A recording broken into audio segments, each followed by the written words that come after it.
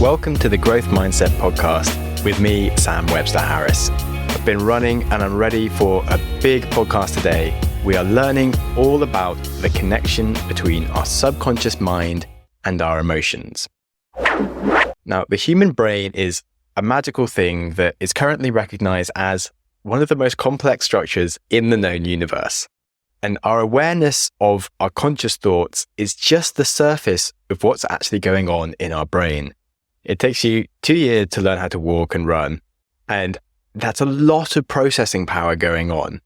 But every day you walk around and you don't even think about it consciously because your brain is processing all of this information, which is a gigantic amount of information, in the subconscious, because your conscious mind doesn't need to think about these things. And why am I telling you that? Well, it makes the point that the brain is mostly doing things that you aren't aware of in the slightest. So if you want to be successful, if you want to make the most of your potential, you probably need to get the subconscious mind to work in the direction that your conscious mind wants it to go in.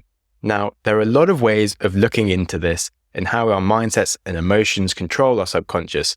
And I'm a big advocate of the Buddhist teachings and the practice of Vipassana meditation, which helps you understand your emotions and how any of those emotions will serve you before letting them pass into your subconscious. But my guest today has a very different approach, and I was really fascinated to learn about it. I think this topic is something that we all wrestle with, even if we don't realize we're wrestling with it. So anything that can add to our mental models and our approaches to improve our subconscious thinking is something that excites me, and I'm hoping excites you too. So my guest is Jeff Buhner, the author of The Sultan's 7 Secrets, which digs into the topics of your subconscious mind and how your emotions control your subconscious. He really talks about the power of stories and has a fresh way of looking at this for me, and his own tale of how he came about improving his behaviors and his subconscious thinking to unlock the success he's had was a really useful tale of how to put his ideas into actions and overpower negative ideologies that you might have. The whole thing's really cool, so I think you're going to like it. However, I will warn you that at some points I thought that Jeff might be bonkers, but his story really comes together in the end, and I have worked very hard on the podcast to establish credibility.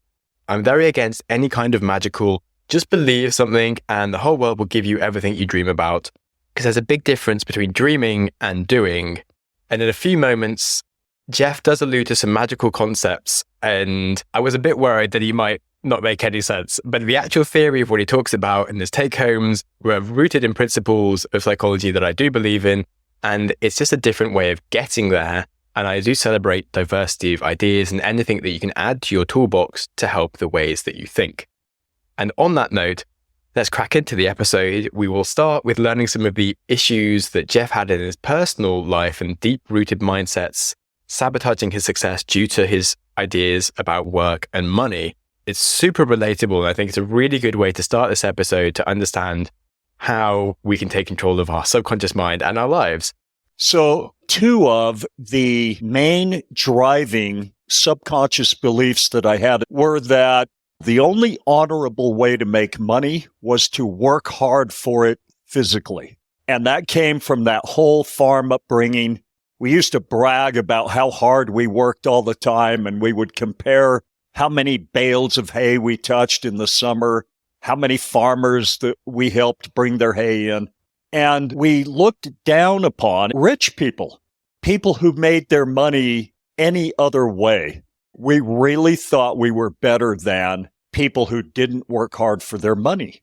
At 33, here I am. I'm a concrete contractor, working hard for my money, but I'm not happy. I'm going backwards financially. I'm struggling. I have no free time. My family is starting to fall apart. My wife's sick of me, not doing anything with the family, not helping with the kids, just working all the time. I was also getting physically worn out. So I knew something had to change, but, I had this subconscious belief that that's who I am. It's what I do. The thought of changing was just outside of my ability to even comprehend. I just couldn't see how anything could change. Very much the fixed mindset belief, and No one really thinks they have a fixed mindset. So I was going to ask you, what were the reasons that you were having troubles? Anyone who's been in the construction trades will tell you that you can make plenty of money. I was making good money, and as long as nothing went wrong, I was fine. But things did go wrong. And pretty soon, if you stay in it long enough, you can find yourself in a situation where you're trying to complete a job today to get paid so that you can cover the bills on 2 jobs back or even 3 jobs back. And I was trapped that way. I had got into some debt. So now I was always hustling to get paid so I could make a payment on my concrete bill or my steel bill or lumber bill and 3 jobs back. So I couldn't even afford to quit and gone on to do something else. I was trapped.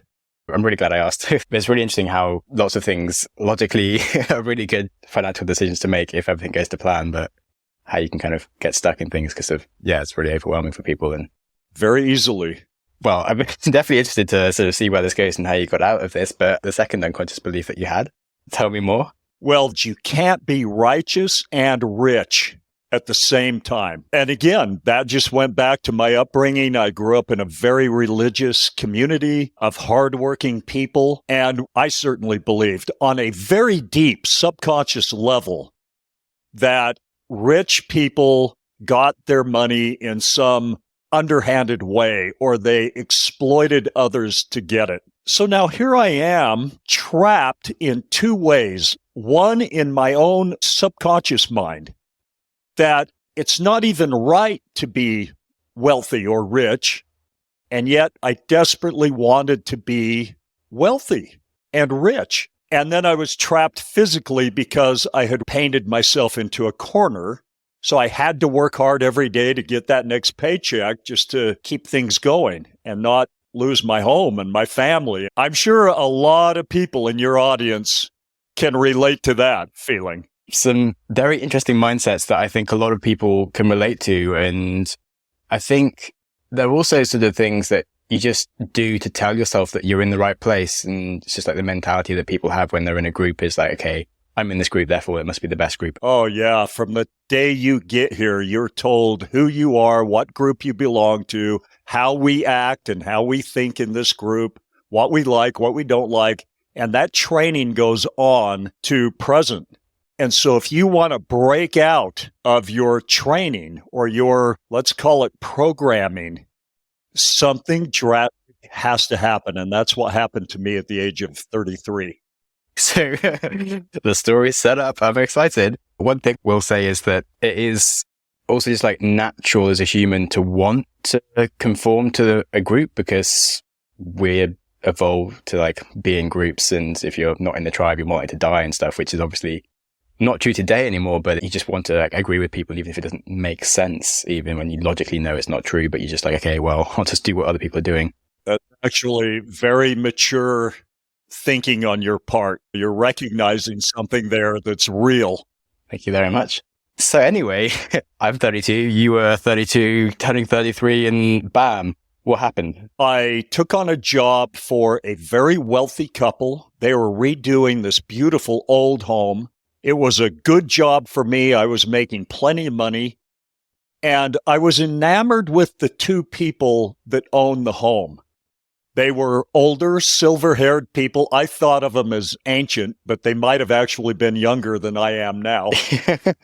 Classic. They weren't just wealthy. They were elegant people. They were kind. They were warm. They talked to us.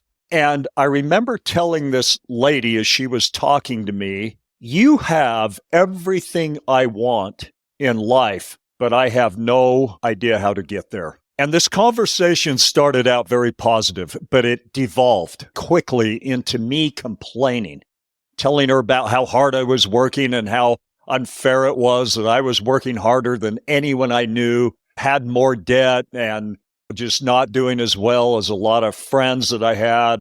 Right in the middle of that complaining, she turned around and walked away. And it was quite an embarrassing moment for me because I knew better than to, kind of bitch in front of strangers. Especially, this is somebody I wanted to impress. But she came back a few minutes later with a manuscript. Now, this manuscript, I wasn't even going to read. I just thought she's given me a paper on positive thinking or who knows what, but I had read those kind of books before. I didn't want anything to do with them. I didn't have time. I knew I wasn't going to read her paper. But that night I read the first page, and then I stayed up all night reading the rest of it and taking notes. This manuscript told the story of the wealthiest man who has ever lived, a real man in history, named Sultan Musa of Mali. This story is unbelievable, but it's true. He was a real man, a real leader in the 1300s in West Africa. And to put it in perspective, he was wealthier than Jeff Bezos and Elon Musk combined. And the way they estimate it, it's because he had lots of gold and salt and owned mines. And so they can take today's value. And lots of people have never even heard about this guy. There's some cool stories because he traveled across Africa to Egypt and he just gave away so much gold that he completely devalued the price of gold for 10 years and caused chaos in the markets. He collapsed the Egyptian economy for several years because he gave away so much gold to the peasants. Yeah, it's a crazy story. Here's what a lot of people don't know. He started out an absolute pauper. His father died when he was young and threw himself and his mother into unbelievable poverty. His mother couldn't feed him.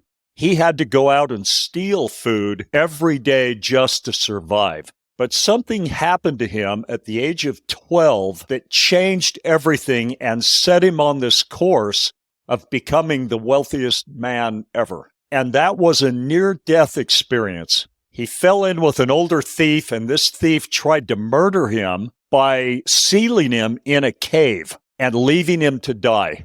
It's an unbelievable story. He found a way out of the cave, but not before his spirit body actually came out of his physical body. So he died. And he met a man made of light and love who taught him all kinds of unbelievable things about how life works, how creation works, how people work, what makes you, you, and how someone can change who they are or the role they're playing, let's say. Well, he survives, he has this information, and he uses these 7 basic principles to just have an unbelievable life. He was successful in every aspect, not just money. His love life, people loved him. He lifted the entire Mali kingdom out of intense poverty, and he did it by teaching these 7 principles. And that's what's in my book, The Sultan's 7 Secrets. Okay, so, well, now I want to know the 7 secrets to becoming infinitely wealthy. Now imagine me, Sam. I'm this concrete contractor, not happy with my life, and I come across this formula. He put it all down on paper. He wrote extensively about what the man made of light taught him. Now, he wrote 2 documents. One is a fairy tale in which he embedded these secrets, and he did that so that he could talk about them and still preserve his life, because you can get in a lot of trouble if you start talking crazy. And he knew that. But then he wrote a second parchment that was a detailed description of everything he was taught, including this thing I'm going to tell you about called the language of the gods. And here I am reading this, and it says, if you speak this language, the world obeys your commands. It just does. You can take that to the bank. So yeah, I'm reading this thinking, okay, I'm going to figure out how to speak this language, and then I'm going to speak it. Well, it has nothing to do with the words that come out of your mouth. Nothing at all. And it really has little to do with the thoughts you think even. And I'll tell you what it is in just a minute, and it'll make really perfect sense. In fact, the second I read it, I knew it was true. I knew it would work if I did it, but I was afraid to do it because I knew I'd be devastated if it didn't work. And yet I knew it would work if I did it. I just knew it. Do you have any questions up to this point? Well, yes. So many questions, I'm not even sure where to start. Language of the gods, very confused, but interested to hear what you mean then if it isn't words, because I was going to say you can't just speak random words and things will work, because I'm a bit of a scientist on these things. But I definitely think there's some rules for life, probably 7 of them, that could make you highly wealthy. So I am half very skeptical, half very intrigued. So looking forward to what happens. It seems to be working for you. You're exactly where I was reading this. I was like, can this even be real? Can it be that simple? But what if it doesn't work? I'll be so disappointed. Well, if it's free to try, I don't mind embarrassing myself with trying stuff. You have nothing to lose by trying this. There's no downside to it, I promise. And just to give you an idea of what happened, I went from being like a $60,000 a year concrete guy to making hundreds of thousands of dollars a month in a new business that just came to me from out there somewhere. It just fell into my lap. It was right down my alley. I was perfect for it. So now I'll get into how you do it. I know what you're thinking. What are you talking about, Jeff, you big weirdo? Why haven't you told us already? Why so much suspense? Language of the gods? Who are you? Well, don't worry. I was thinking that too, but it will all become clear in a jiffy and be genuinely useful, and Jeff is actually a total legend ready to drop some knowledge on you. After a break for an advert.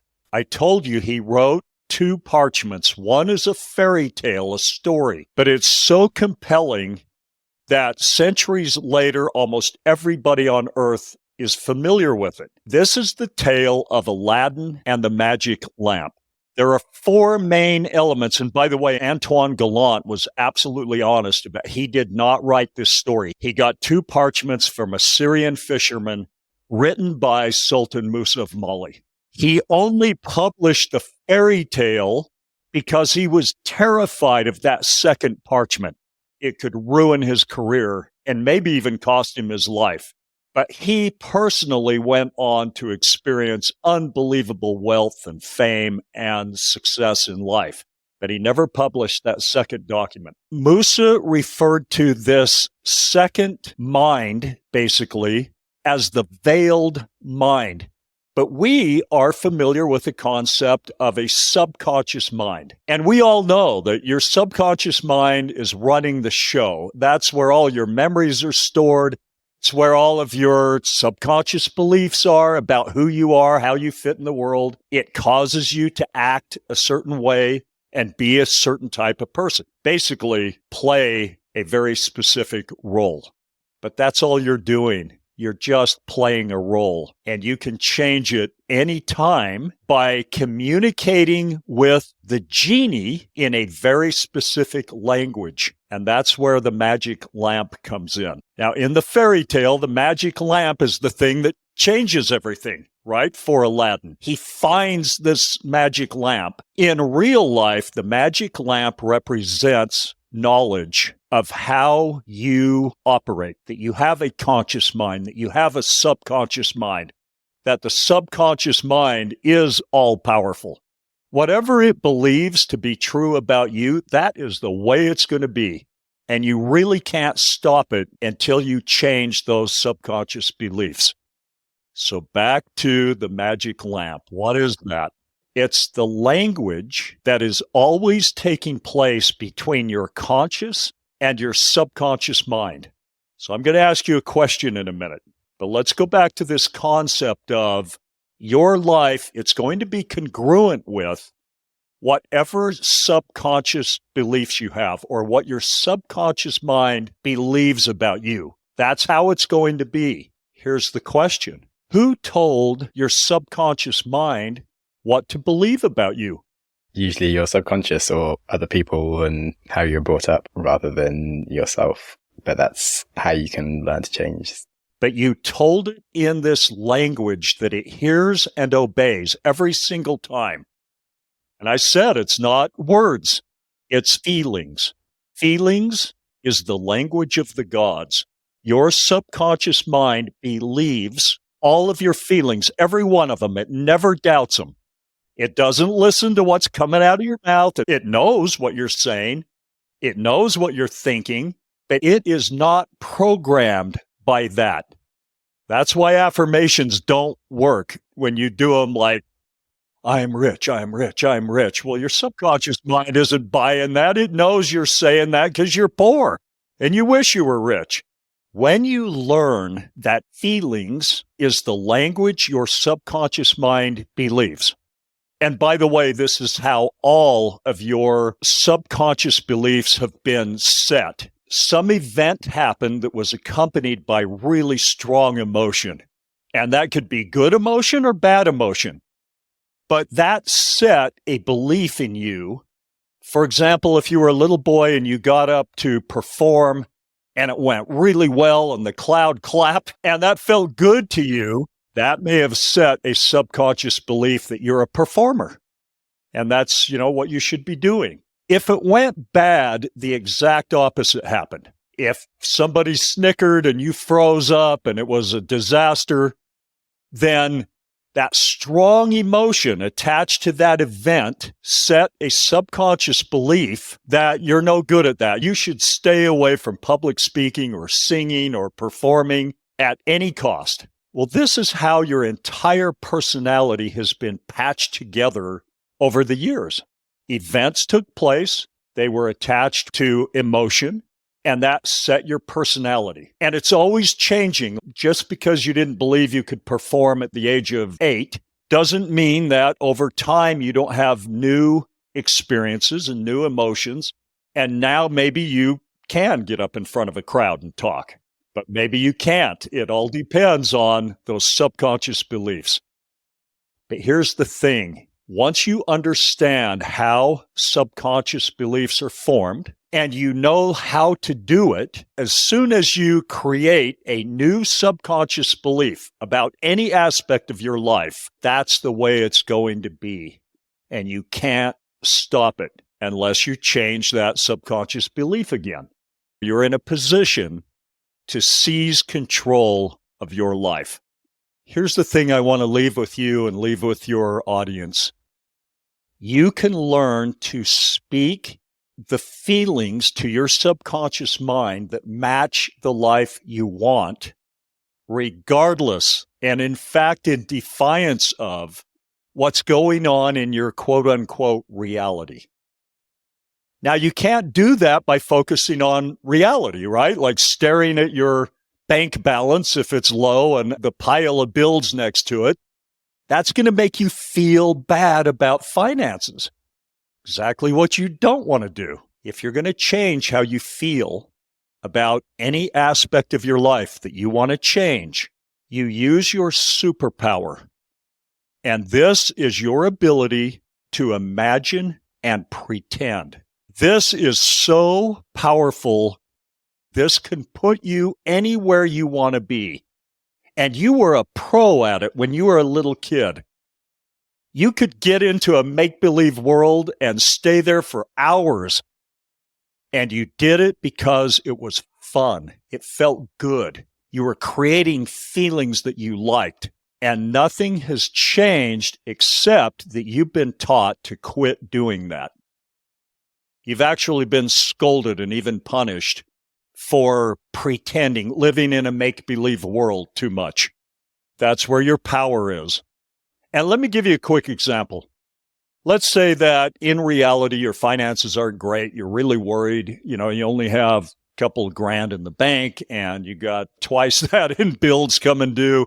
So you're nervous and you're like, wow, I just can't seem to figure this out. And no matter what I do, I always end up kind of back here where I've got less money than I have bills. And what do I do about it? Let's say that just for a moment, you asked yourself this magic question. What would it feel like to have, say, 100 grand cash under my mattress? As you imagine with some intensity having 100 grand cash, you're going to experience some of the emotion that's attached to that experience. Now, well, this is just an imaginary scenario. It's not real, right? But what about the feelings it generates? Are those real? Definitely. Absolutely they are. Calm and freedom, potential. Absolutely, they're real. And your subconscious mind is listening to them and believing them.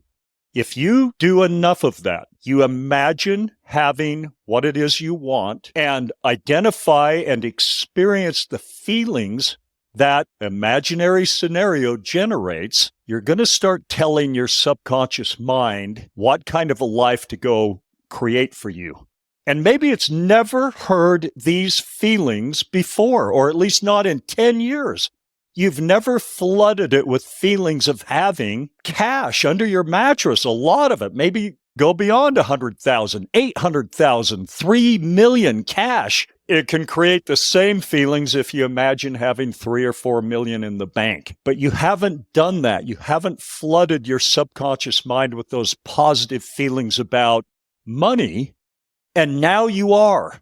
But I promise you, this is just how it works. If you do enough of it consistently and with some intensity, things will happen in your physical realm that will begin to match the feelings that you're generating with your ability to pretend, your imagination. But it's deeper than that, because when you create these feelings on a consistent basis, they're motivating.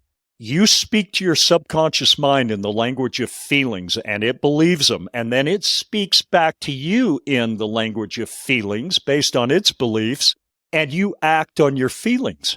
So when you just imagine that you have all these things that make you really excited, your subconscious mind is beginning to believe that that's how your life is supposed to be, or that more of that is supposed to be integrated into your life. And B, it's now going to start hitting you with what I call nudges.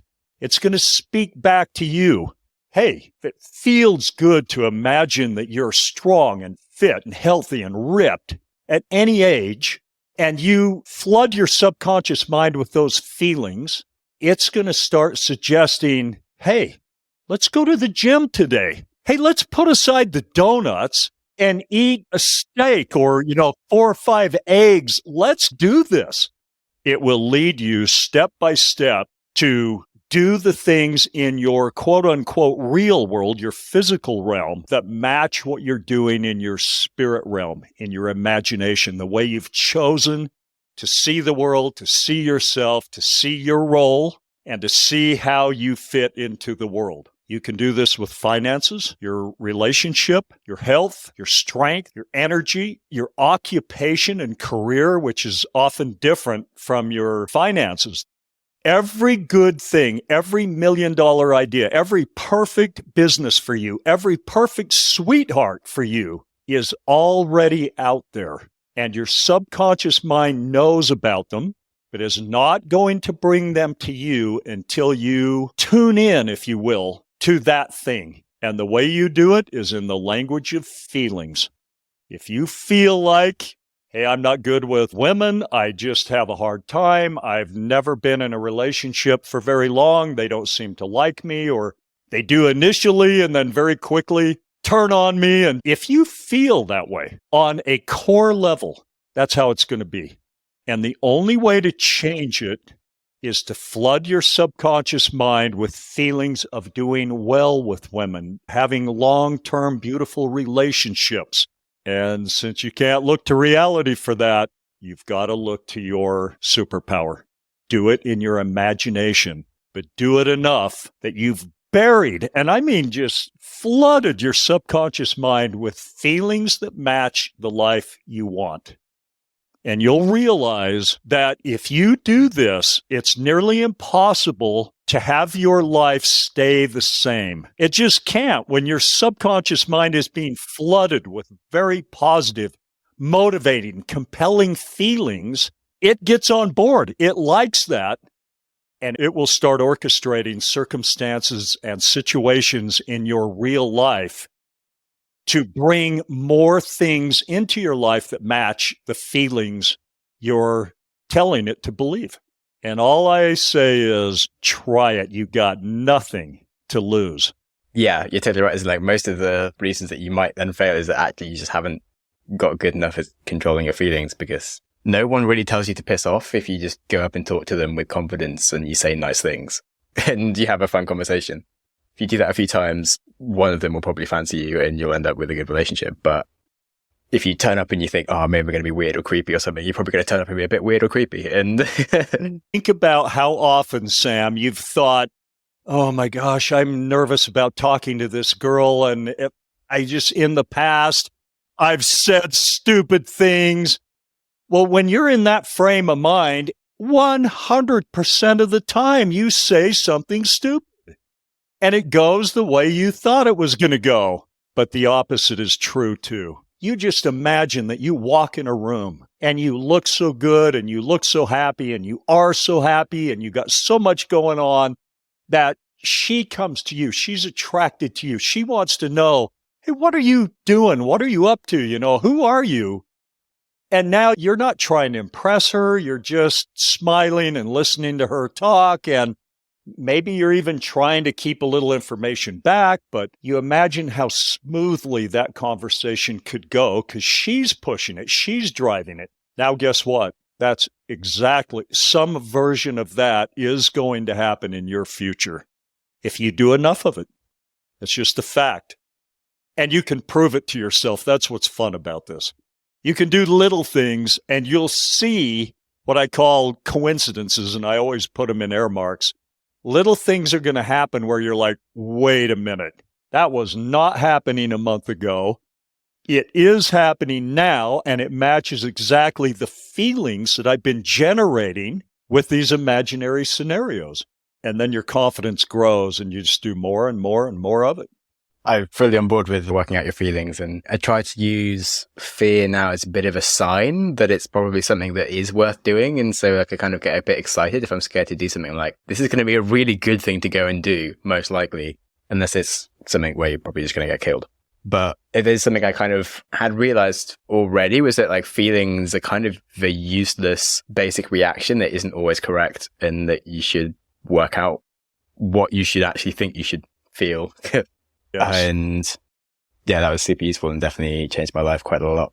And I really like the way that you've spoken about that. You definitely give me like a different way of thinking about it, which is just sort of making what's already in my head even more powerful. So I'm actually super happy to have heard the way you've explained it all. That's cool. And yeah, like a few months ago, I literally had that with a girl in a queue to a plane. Like, I had the funniest weekend, like running around a tech conference in a dress, interviewing people. And I just had some of the best conversations of my life, which I'd never worn a dress before in public. And I was just like, you know what? I don't care. I'm scared about this. So I'm going to do it anyway. And then so many people were like, what the hell are you doing? You're amazing. I love you. And I just like had the best like feedback of how cool I was for doing something that I was just a bit scared about. And like, I was just having a bit of like afterglow the next day as I was queuing for this plane. And she literally had seen me, ended up like just standing next to me. And then I saw her, I was like, this is the hottest woman I've ever seen in my life. Oh God. I definitely was just generally very confident at that point. And so yeah, I started talking to her and then like just didn't stop talking. We like changed seats so we could like sit together on the plane. And then now she's my girlfriend and I'm pretty happy about my life. Oh, that's awesome. Yeah. Confidence, man. It's a thing. Sam, 2 years ago, I was going to retire on my farm in Belize, and I got the strongest feeling that I couldn't just go off into the sunset. That's why I wrote the book. I've got all 7 principles in the book, including the language of the gods, and I have it almost free because we charge a couple bucks to download the book just to keep that site running and standing on its own, so I'm not losing too much money giving the book away. But I want everyone to have the book. Before I accepted you, I was almost like, is this guy selling something? But I looked at it, I was like, okay, he's not. He legitimately just wants to share his ideas. I was just genuinely intrigued at what the hell you were talking about with language of the gods, which luckily does make complete sense. And I would prefer to call it just the language of feelings and how to talk to yourself. Just conveying what Sultan Musa of Mali called it. Always like ways to teach myself something that I know I should do but struggle with. As I said, I've been doing this in some forms, but from a different piece of logic, if you know what I mean.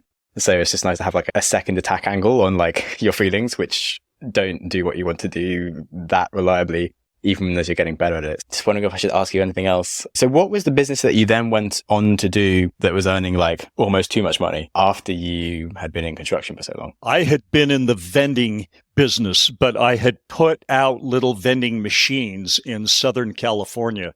I never wanted to go back to concrete, and I never wanted to go back to vending. The business that fell into my lap turned out to be associated with vending, but it wasn't placing the machines. It was a wholesale vending business where we sold the machines, we sold the candy, we sold all the stuff that people need to get into that business. That just fell into my lap. The story is actually in the book, so I'll just let people read it there rather than try to convey that story. But I've had several businesses since, and they've all come to me by flooding my subconscious mind with feelings that match the type of business that I want. And you will be shocked at the weird, strange, almost unbelievable coincidences that pop up when you do that. And what you realize is that you don't have to figure everything out. Take control of your feelings. Take control of your life. It's really that simple. It's a lovely note to end on. So thank you so much for joining me on the podcast, and hope you have a lovely day. Yeah, thank you so much for having me on. It's been great, and I can't wait to see what you do with your life going forward. I'm really proud of what you're doing now with this podcast. I know you're helping a lot of people.